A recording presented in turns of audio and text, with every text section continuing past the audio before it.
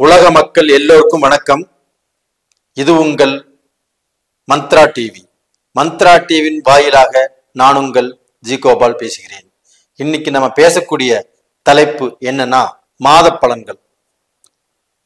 மாத பலன்கள் வரிசையில் ஜூன் மாத பலன்கள் மகர ராசிக்காரங்களுக்கு எப்படி இருக்கும், இதை பத்தி தான் இந்த வீடியோல பார்க்க போறோம். இப்ப மகர ராசிக்கு கிரக அடைவுகள் எப்படி இருக்குன்னு பார்க்கலாம். மகர ராசிக்கு 2ஆம் இடத்தில் சனி பகவான், 3ஆம் இடத்தில் ராகு பகவான், 4ஆம் இடத்தில் செவ்வாய் பகவான் ஜூன் மாசம் 1ஆம் தேதி மீனத்திலிருந்து பயிற்சி ஆகிறாங்க. 5ஆம் இடத்தில் ரிஷபத்தில் குரு பகவான், சுக்கிர பகவான், சூரிய பகவான், புதன் பகவான். இதுல இந்த சுக்கிர பகவான் ஆப்பட்டது ஜூன் மாசம் 12ஆம் தேதி பெயர்ச்சியாகி மிதுனத்துக்கு போறாங்க. புதன் பகவான் 14ஆம் தேதி பெயர்ச்சியாகி மிதுனத்துக்கு போறாங்க. சூரிய பகவான் ஆப்பட்டது பெயர்ச்சியாகி 15ஆம் தேதி பெயர்ச்சியாகி மிதுனத்துக்கு போறாங்க. அதுபோக கன்னியில கேது பகவான். இதுதான் இந்த மாத கிரக அடைவுகள்.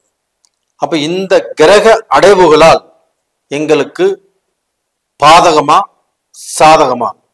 சாதகமாக இருந்தால் நாங்கள் எதை செய்யலாம், பாதகமாக இருந்தால் எதை செய்யக்கூடாது அப்படிங்கிறத நான் உங்களுக்கு தெளிவா சொல்றேன், நீங்க தெரிஞ்சுக்கோங்க. இப்போ மகர ராசி. மகர ராசியுடைய அதிபதி யாருன்னா சனி பகவான்.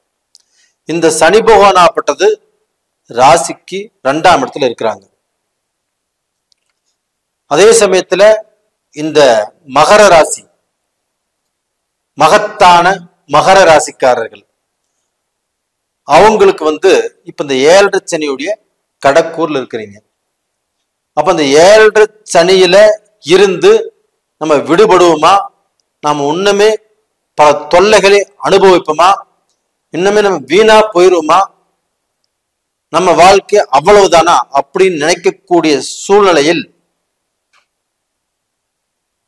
குரு பகவான் உங்களுடைய ராசிக்கு 4ஆம் இடத்திலிருந்து 9ஆம் பார்வையாக உங்களுடைய ராசியவே பார்க்கிறாங்க. குரு பகவான் உங்களுடைய ராசியை பார்ப்பதால் கோடி புண்ணியம். அதாவது குரு பகவான் ராசியை பார்த்துட்டாவே நம்ம ராசிக்கு இருக்கக்கூடிய தோஷங்கள் ஃபர்ஸ்ட் விலகும், யோகங்கள் கிடைக்கும், புண்ணியம் கிடைக்கும், நாம நினைத்ததை சாதிக்கலாம். அந்த மாதிரியான ஒரு பலன் உங்களுக்கு கிடைக்க போகிறது. அப்ப இந்த காலகட்டத்துல நீங்க எனக்கு 7.5 சனி இருக்குது அப்படின்ட்டு உட்கார்ந்துட்டு இருக்க வேண்டாம். அந்த குரு பகவானுடைய பார்வை ஒன்று போதும் உங்களை பார்க்க போனா ஒரு குபேரனாகக்கூடிய சக்தி அந்த குரு பகவானுக்கு இருக்குது. இதே சுக்கிர பகவானுக்கு உங்களுக்கு வசதிகளை கொடுப்பாரு. ஆனா அந்த குரு பகவானாப்பட்டது பெருஞ்செல்வத்தை கொடுப்பதில் வல்லவர் அந்த குரு பகவான். அந்த குரு பகவான் உங்களை பார்த்திருக்கிறாருனாவே மிகப்பெரிய யோகம். அதே சமயத்துல அந்த குரு பகவான் இருக்கிறது எங்க? 5ஆம் இடத்துல. அப்ப அந்த 5ஆம் இடத்துல அந்த குரு பகவான் ஆப்பட்டது இருந்து உங்களுக்கு யோகத்தை கொடுக்கிறாரு. அது போக 5ஆம் இடத்து அதிபதி சுக்கிர பகவான் உங்களுடைய ராசிநாதன் சனி பகவானுக்கு நட்பு கிரகம். அப்ப அந்த 5ஆம் இடத்து அதிபதி 5ஆம் இடத்துல ஆட்சியாக இருப்பது யோகம் இல்லையா? மகர ராசிக்காரங்களே, யோகமா இல்லையா? நீங்க சொல்லுங்க. அப்ப அப்பேற்பட்ட யோகத்தை உங்களுக்கு இந்த பீரியட்ல இந்த மாசத்துல நீங்க அனுபவிக்க போறீங்க. அது போக அந்த ராசியில பாத்தீங்கன்னா சுக்கிரன், குரு, சூரியன், புதன் இந்த 4 கிரகங்களும் 7ஆம் பார்வையாக உங்களுடைய ராசிக்கு 11ஆம் இடத்தை பார்க்கறாங்க. அந்த 11ஆம் இடம் என்பது என்னன்னு தெரியுங்களா? லாபஸ்தானம். அப்ப இந்த லாபஸ்தானத்தை அந்த 4 கிரகங்களும் பார்க்கிறதுனால கண்டிப்பாக நீங்கள் எண்ணில் அடங்காத லாபத்தை அடையக்கூடிய டைம்ங்கிறது வந்தாச்சு. ஒரு கிரகம் பார்க்கலீங்க, குரு பார்த்திருக்கிறாரு, சுக்கிரன் பார்த்திருக்கிறாரு, சூரியன் பார்த்திருக்கிறாரு, புதன் பார்த்திருக்கிறாரு. நவகிரகங்களின் அரசன் அந்த சூரிய பகவானை அந்த 11ஆம் இடத்தை பார்த்திருக்கிறாரு. அப்ப அந்த 11ஆம் இடத்தை இந்த கிரகங்கள் பார்த்ததுனால நீங்கள் இதற்கு முன்னாண்ட பெண்டிங்கில் இருந்த உங்களுடைய தொழில் பிரச்சனைகள், தொழிலே நடத்த முடியாமல் இழுத்து மூடக்கூடிய சூழலில் இருந்த உங்களுடைய தொழில்ல எந்த வருமானம் இல்லை, எனக்கு வேலை ஆட்கள் சரியாக அமையல, நான் எவ்வளவு சம்பளம் கொடுத்தாலும் எவ்வளவு திருப்திப்படுத்தினாலும் எனக்கு யாருமே அமைய மாட்டேங்கிறாங்க அப்படின்னு சொல்லக்கூடிய பிரச்சனைகள் உங்களுக்கு தீரும்.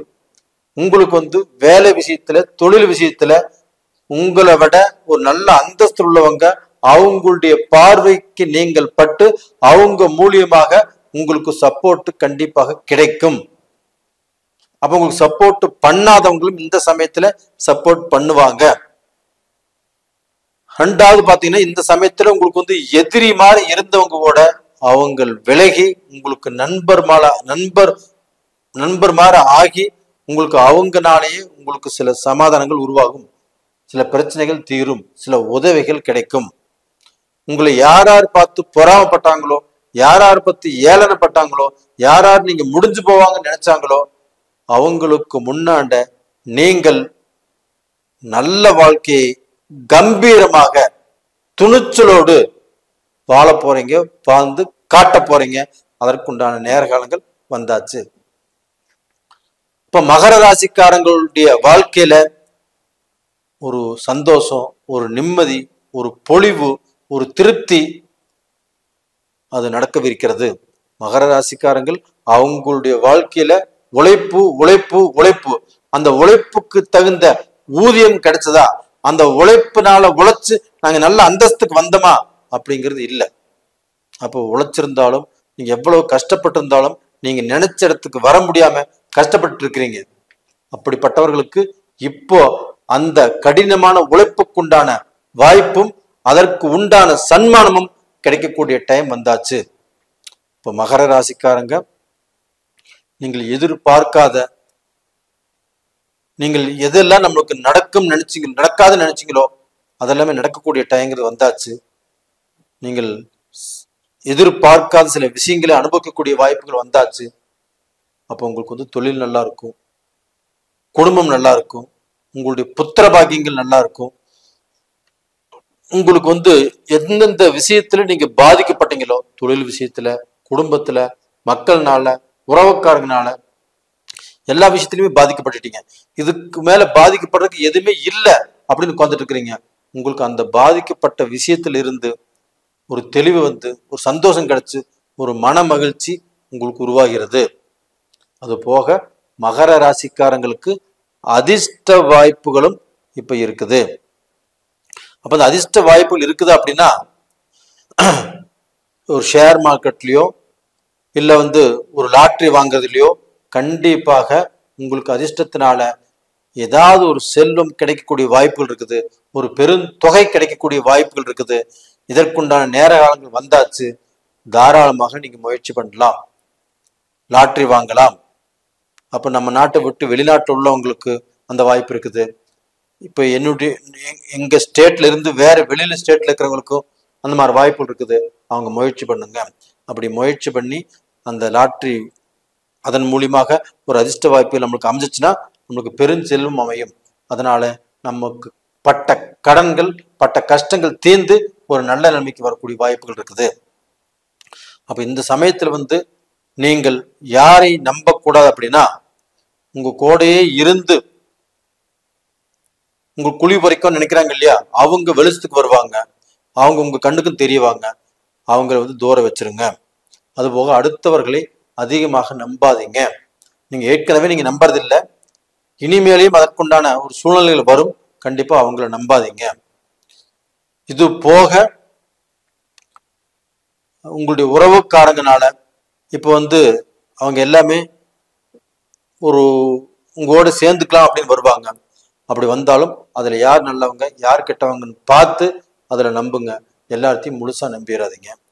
இந்த சமயத்துல நீங்கள் வணங்க வேண்டிய தெய்வம் எதுன்னு எடுத்துட்டா, ஃபர்ஸ்ட் நீங்க கும்பிட வேண்டிய தெய்வமே சனி பகவான் தான்.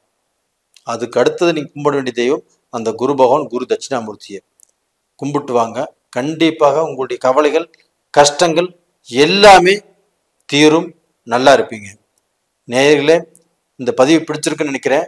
பிடிச்சிருந்தா லைக் பண்ணிக்கோங்க, சப்ஸ்கிரைப் பண்ணுங்க, ஆல் அப்படிங்கிற பெல் பட்டனையும் ப்ரெஸ் பண்ணிக்கோங்க. உங்களுடைய ஜென்ம ஜாதகம் உங்களுடைய தலையெழுத்தை நிர்ணயிக்கும். அப்போ உங்களுடைய எதிர்காலத்தையும் நிர்ணயிக்கும். அப்போ அந்த ஜென்ம ஜாதகத்துல நடக்கக்கூடிய தசா புத்திகள் உங்களுக்கு சாதகமா பாதகமா நீங்க தெரிஞ்சுக்கோங்க. அப்படி தெரிஞ்சுக்கிற மாதிரி இருந்தா கீழே 2 நம்பர் கொடுத்துருக்குறோம், கான்டாக்ட் பண்ணுங்க, வாட்ஸ்அப் பண்ணுங்க. உங்களிடமிருந்து விடைபெறுவது உங்களின் ஜி கோபால். நன்றி, வணக்கம்.